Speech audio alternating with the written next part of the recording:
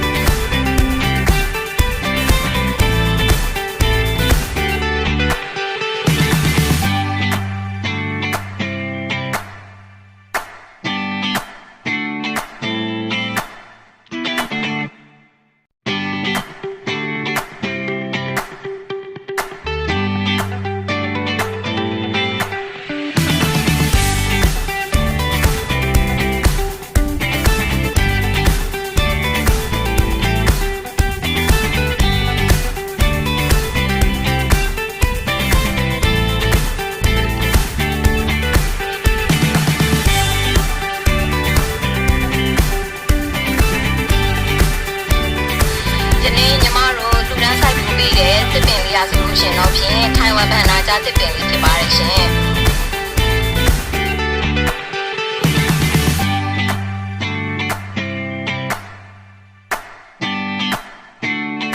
ညီမတို့ကိုရှာရဲ့ charity family ကညီမတို့တစ်ပင်ဆိုင်လူတန်းတဲ့အပြင်ကိုမှညီမတို့ဒီမဟာဝိဟာရကျောင်းတိုင်းမှာညီမတို့ဝေယဝိဆကုသိုလ်လေးတွေကိုလည်းပြုလုပ်ပါတယ်ရှင်